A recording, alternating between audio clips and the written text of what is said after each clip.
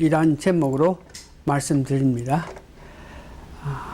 성령님 임하심 이런 문제는 사도행전 2장에서 잘 나타났습니다.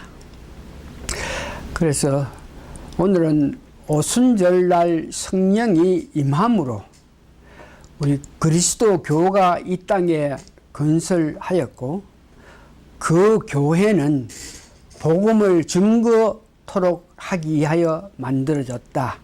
즉 교회는 복음을 전도해야 된다는 그런 뜻입니다. 그래서 오늘 성경 공부에서는 성령님 임하심과 성령을 받은 제자들의 그 증거하는 모습, 그 제자들이 증거함으로 통해서 백성들이 나타내는 그 반응과 베드로의 설교에 의거해서 회개하고 세례를 받고 교회에 들어온 사람들이 교회에서 마땅히 할 임무 관계를 오늘 말씀드리기를 합니다. 교회가 할 임무는 일찍이 예수님께서 말씀하셨습니다.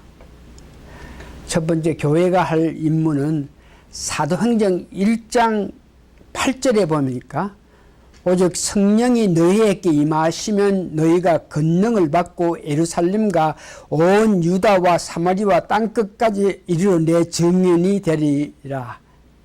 성령이 임하면 예수님 증인이 되는 것.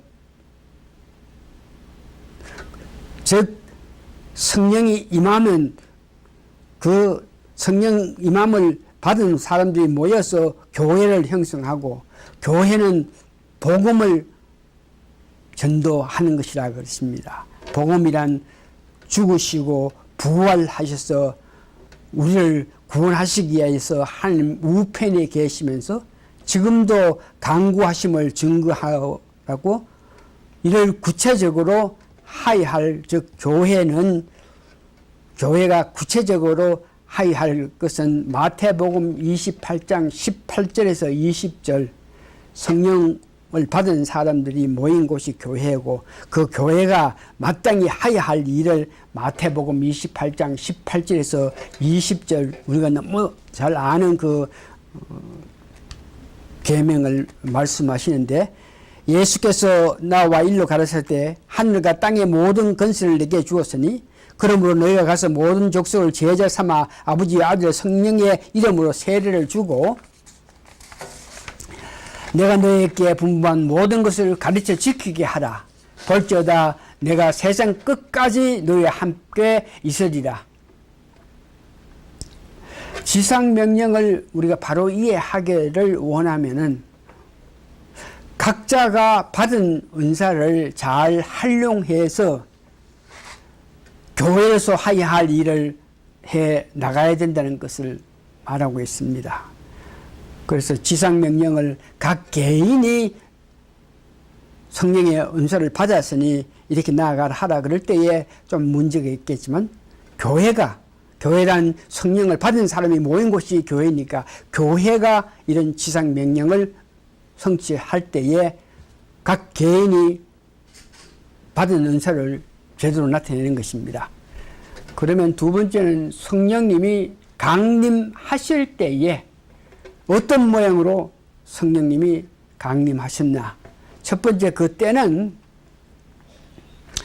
예수님께서 부활하셔서 이 땅에 40일간 계실 때에 하신 말씀, 즉 보내줄 성령님을 기다리라고 승천할 때 하신 말씀입니다.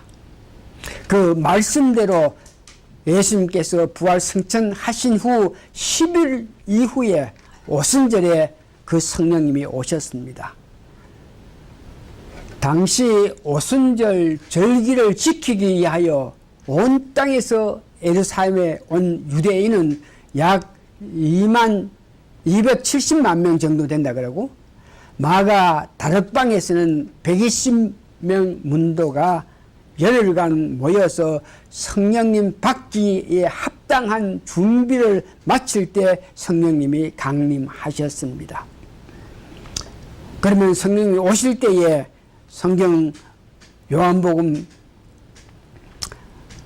2장 3절에서 사도행전 3장 2절 3절에 보면 홀련히 하늘로부터 급하고 강한 바람 같은 소리가 있어 저희 앉은 온 집에 가득하여 불에 혀같이 갈라지는 것이 저에게 보여 각 사람 이에 임하더니 성령님이 백십 문두가 모여 있는 그곳에 임하실 때에 홀련히 급하고 강한 바람으로 이렇게 임했다고 합니다. 그 바람하는 뜻은 성령님을 히브리어로 말할 때 루아후라고 하는데 이 바람을 의미하는 것입니다. 요한복음 3장 8절에도 성령님을 바람으로 비유를 합니다. 그 성령님은 바람의 이력을 나타내면서 우리에게 임하셨다는 것을 말씀하시고, 두 번째, 불의 혀같이 갈라지는 같이 저에게 보였다. 불의 혀 하는 것은, 혀는 방언과 같은 단어로서 불의 혀같이 갈라졌다 하는 것은 방언을 말했다는 것을 이야기합니다. 그래서 성령을 받은 제자들이 불의 혀같이 방언으로 말할 수 있었습니다. 성령을 받아서 방언을 했을 때에 제자들이 능력에 의거해서 이제 증거하기 시작했는데, 수많은 사람이 모인 곳에서 증거를 하는 데에 대표로 베드로가 나아가서 지금 제자들이 방언하는 이 문제에 대해서 사람들에게 모여라 그러면서, 사람들라 모여라. 지금 누구가 보는 것 같이 여기 우리 제자들이 방언하는 것이 너희들 말 맞다나 술에 취해서 그런 말을 하는 것이 아니고, 이는 성경 요한 1서 2장 28절 29 내용의 구약에 의해서 그들이 방언을 하는 것이다. 즉 성령의 능력으로 말미암아 그들이 너희가 알아듣게 다른 방언을 하는 것이다. 그러면서 요한 1서 2장 28절에 여기에서 이렇게 말을 하는데, 하나님께서 그 후에 내가 내 신을 만민에게 부어주고 너희 자녀들이 장래 일을 말할 것이요 내 늙은 이는 꿈을 꾸며 너의 젊은이는 이상을 볼 것이며 그때 내가 또 내 신으로 남녀가 여자에게 보여줄 것이다. 이와 같이 성령이 임해서 제자들이 방언을 하는 것은 구약에 이미 요한 1서에 하나님께서 말세 예수님께서 죽은 자 가운데 부활해서 약속했던 성령을 보내준다 그럴 때에 이렇게 제자들이 방언을 한다 하는 것을 이야기합니다.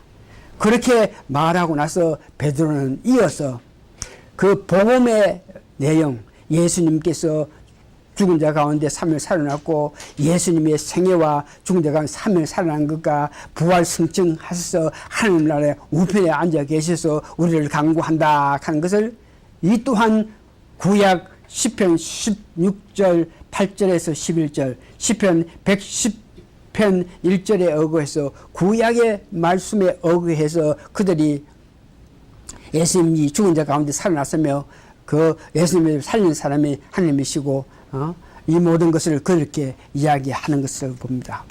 그러면서 마지막에 그 모인 사람이니까 너희가 못 박은 예수를 하나님께서 주와 그리스도가 되게 하셨다, 이렇게 그들에게 이야기합니다. 이렇게 모인 수많은 무리들에게 너희가 예수님을 못 박아 죽었고 그랬으나 하나님께서 예수님을 살려서 주와 그리스도가 되게 하였다고 이렇게 사도행전 2장 36절 38절 말씀했습니다.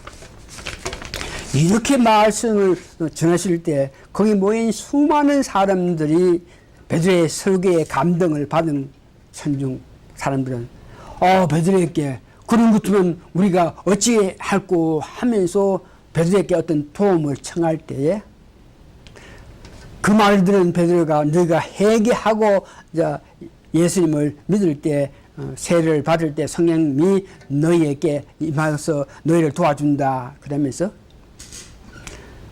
그들이 말씀을 듣고 회개할 수 있게끔 한 것 또한 성령님의 도움으로 통해서 그때 모인 수많은 사람들 가운데 3,000명이나 회개하고 세례를 받아서 예루살렘 교인이 되었습니다. 이것이 최초의 교회입니다.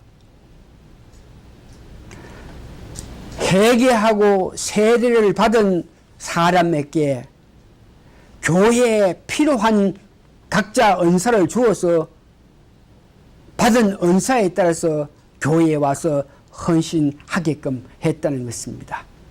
말씀을 정리하겠습니다.